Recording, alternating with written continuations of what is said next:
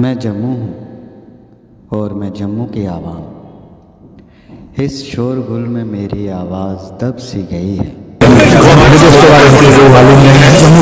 क्या जम्मू की आवाज़ सुनेगा कोई? मेरी बहुत सी परेशानियां हैं, बहुत सी समस्याएं हैं। कोशिश कर रहा हूं अपनी समस्याएं, परेशानियां प्रशासन तक पहुंचाने की, आवाम की आवाज़ के माध्यम से।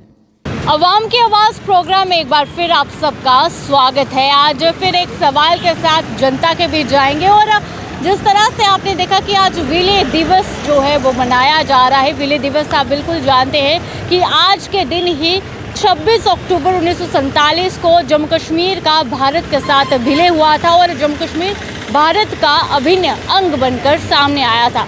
तो वहीं पे कई तरह के कार्यक्रम जो है वो देखने को मिले और जिसमें भाजपा के जम्मू कश्मीर प्रदेश अध्यक्ष का ये कहना कि बहुत जल्द जो है पीओजेके को वापस लिया जाएगा, क्योंकि पीओजेके भी जम्मू कश्मीर और भारत का हिस्सा है, जो कि फ़िलहाल पाकिस्तान ऑक्यूपाइड एरिया में आता है, पर बहुत जल्द उसे वापस लिया जाएगा। और इस तरह का दावा करना पर सवाल की तरह से है, जिसमें ये आ रहा है कि जब भाजपा ज़मीनी स्तर पर उतरी थी तब मेमोरेंडम में ये भी शामिल था कि पीओजेके वापस लिया जाएगा। आर्टिकल 370 जो है वो बिल्कुल जो है वो तोड़ा जाएगा और जिसके बाद आर्टिकल 370 जो है वो तो हटा, पर पीओजेके पर कोई कार्रवाई नहीं हुई। और आज इस तरह का दावा करना, तो चलिए जानते हैं जनता से कि क्या लगता है, ये दलील तक ही सीमित रहेगा या फिर ज़मीनी स्तर पर अब कार्रवाई होगी। तो आइए जानते हैं जनता की प्रतिक्रिया। सर, जिस तरह से विलय दिवस के आज विलय दिवस जो है वो मनाया जा रहा है, वहीं पे विलय दिवस के पावन अवसर पर जम्मू कश्मीर भाजपा प्रदेश अध्यक्ष रविंद्र रैना का ये दावा कि पीओजेके वापस लेकर रहेंगे, पर वहीं पे सवाल खड़े हो रहे हैं, क्योंकि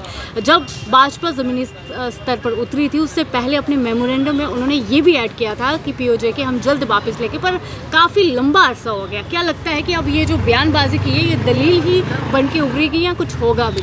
देखिए, रविंद्र रैना जी मेरे बड़े भाई हैं, बड़ा प्यार है, बड़ा स्नेह है उनके साथ मुझे, बट वो पर्सनली है, पॉलिटिकली मेरा उनके साथ कोई प्यार और कोई स्नेह नहीं है।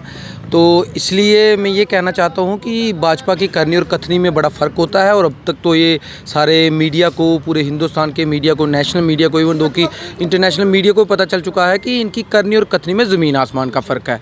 अब देखो, चुनाव आने वाले हैं, उनको पता है एमएलए के, लोकल बॉडीज़ के, पंचायत को तो नहीं करवाएंगे वो, क्योंकि उनको पता है यहाँ पर तो लोग उनका इंतज़ार कर रहे हैं कि कब आओगे हमारे देश। एक बार लोगों के घर में ही है, लोग तो वेट कर रहे हैं, उसी डर की वजह से उन्होंने चुनाव नहीं कराए।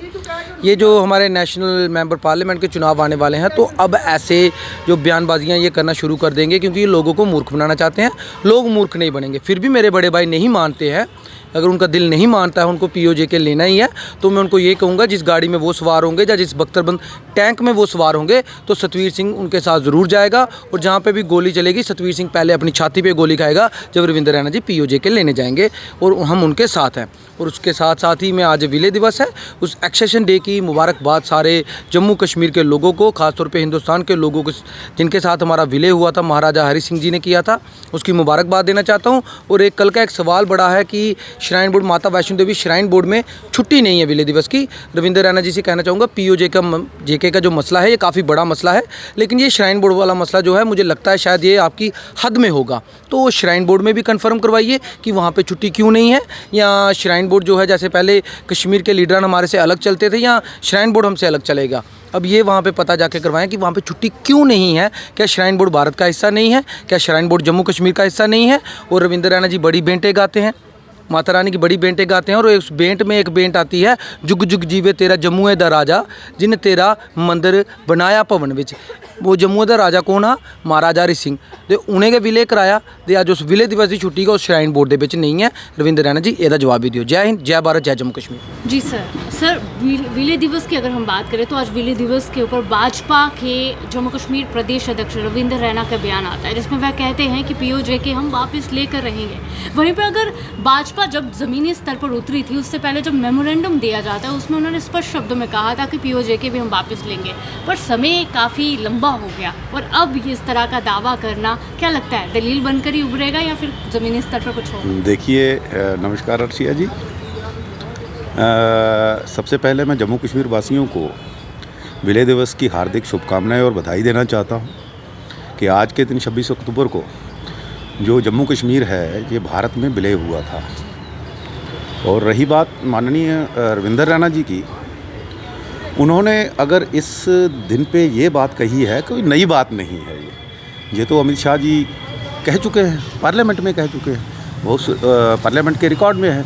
उन्होंने कहा था कि हम सीधी POJK की बात नहीं करेंगे तो बात जम्मू कश्मीर के साथ अक्साई चीन की भी होगी।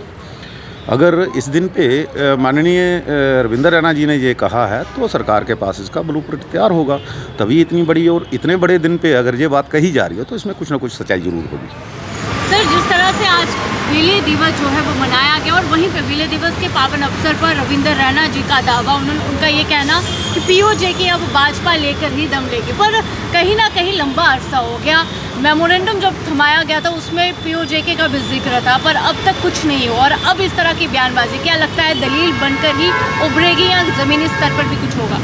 ये ऐतिहासिक दिन जब 5 दिसंबर 2019 का मुझे भी याद है, आपको भी याद है, तो माननीय गृह मंत्री अमित शाह जी ने पार्लियामेंट में ये बोला है कि वो तो हमारा वो तो लेके रहेंगे। मगर वर्षा बहुत हुआ है 2019 के बाद, अब 2024 आने वाला है, इलेक्शन की तैयारी हो रही है।